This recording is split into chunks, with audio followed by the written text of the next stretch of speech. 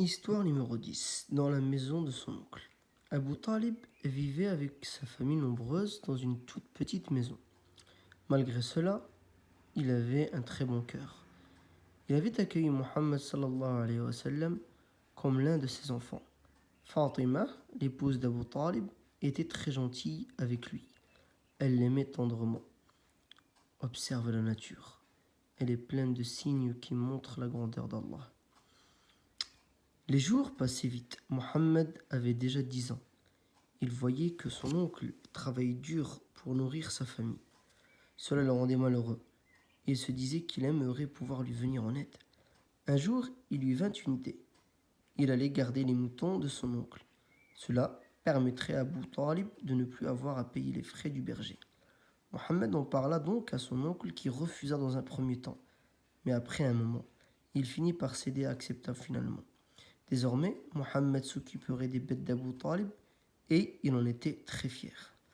Depuis, Mohammed sallallahu alayhi wa sallam se levait très tôt.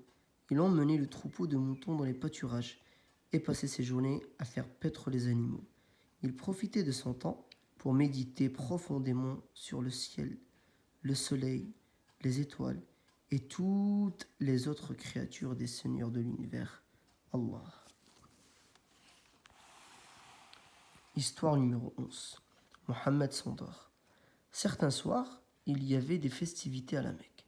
Mohammed sallallahu alayhi wa sallam, qui était désormais un adolescent, était au courant, mais il ne savait pas ce qu'il s'y faisait. Et il était donc un peu curieux. Un jour, il demanda à l'un de ses camarades « Voudrais-tu garder mes moutons ce soir, car je voudrais assister à la fête ?» Son ami accepta. Mohammed prit donc le chemin de la ville. Allah ne nous veut que du bien. En approchant, il entendit les sons des tambours et des flûtes. Il s'assit alors dans un coin afin de pouvoir observer les gens qui s'amusaient. Mais à peine s'assit-il qu'un état de torpeur le saisit et qu'il s'endormit. Le lendemain matin, les rayons du soleil le réveillèrent. Il regarda autour de lui, il n'y avait plus personne. La veille, il y avait pourtant beaucoup de monde. Il s'était endormi sans avoir pu prendre plaisir à regarder les gens s'amuser. Il était très étonné, car il ne se souvenait de rien. Des jours passèrent et une nouvelle fête était prévue à la Mecque. Une nouvelle fois, Mohammed confia ses bêtes à son camarade pour profiter de la fête. Mais là encore, il s'endormit sans avoir pu assister à quoi que ce soit. Le lendemain matin, il se réveilla et ne trouva encore personne. Il était vraiment surpris, mais il se dit qu'il y avait une raison à tout cela. Allah ne voulait pas qu'il se rende dans ce genre de fête. Pourquoi ? Parce que là-bas, les gens consommaient de l'alcool. Ils faisaient des choses qui n'étaient pas saines et qu'Allah réprouve. Il ne convenait donc pas à un jeune garçon comme Mohammed de venir, ne serait-ce qu'observer cela. Depuis ce jour, Mohammed sallallahu alayhi wa sallam ne se rendit plus jamais dans ce genre d'endroit. Histoire numéro 12. Mohammed al-Amin et Khadija. Mohammed sallallahu alayhi wa sallam sortait de l'adolescence. C'était désormais un élégant jeune homme d'assez grande taille. Il avait une chevelure épaisse et brune. Ses sourcils étaient bien dessinés, ses cils étaient longs. Il avait ses yeux noirs. Ses dents étaient alignées telles des perles. Il était toujours souriant. Prends bien soin d'agir avec droiture. Les gens t'apprécieront pour cela et tu deviendras responsable. Il ne blessait personne, ni dans les gestes, ni dans les paroles. Il voyait toujours le bon côté des choses et s'exprimait de la meilleure façon. Les gens lui confiaient leurs biens les plus précieux et il les restituait sans aucun problème. Il était bienfaisant et bienveillant avec tout le monde.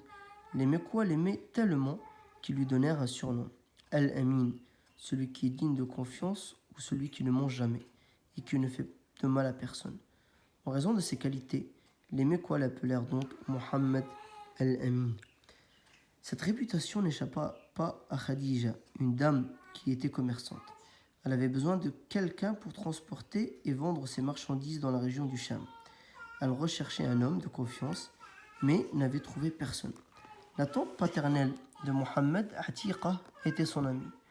Un jour, Atiqa dit à Khadija « Je connais un homme à qui tu pourrais confier tes marchandises. Tu ne trouveras personne de meilleur que lui. Il s'agit de mon neveu Mohammed. » Khadija accepta aussitôt de le rencontrer. Elle lui dit: Je sais que tu es un honnête homme. J'ai besoin d'une personne pour emmener mes marchandises dans le Chem afin de les vendre. Je pense que tu es la personne la plus à même de faire cela. Et je te propose donc ce travail. Mohammed sallallahu alayhi wa sallam accepta.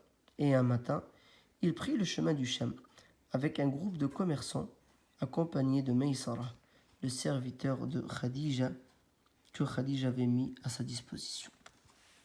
Histoire numéro 13. Les signes précurseurs. Le retour de la caravane commerciale, partie quelques mois plus tôt, était imminent. Chaque jour, Khadija montait sur le toit de sa maison pour observer si la caravane arrivait. Un jour, alors qu'elle était en train d'observer l'horizon, ses yeux brillèrent soudainement. La caravane qu'elle attendait depuis des jours arrivait. Khadija le regardait au loin avec attention, et c'est alors qu'elle vit un nuage au-dessus de la caravane qui la protégeait des rayons du soleil. Khadija était surprise, elle n'avait jamais vu cela. Ne pouvant se retenir, elle appela les membres de son entourage et dit: Regardez, un nuage protège Mohammed. Les autres étaient également surpris par ce qu'ils voyaient. Lorsqu'ils entrèrent dans la ville, le nuage avait disparu. Allah protège les gens bons. Toutes les marchandises avaient été vendues avec beaucoup de bénéfices. Khadija en était très satisfaite. Elle offrit des chameaux et de nombreux cadeaux à Mohammed. Ensuite, elle appela Maysara pour qu'il lui donne des renseignements sur le déroulement du voyage. Maysara sourit. Il avait vu beaucoup de choses et avait appris énormément auprès de Mohammed. Il lui donna donc des détails sur l'honnêteté, la droiture, l'intégrité du jeune homme. Tout cela contribua à développer chez Khadija l'admiration qu'elle avait pour Mohammed sallallahu alayhi wa sallam.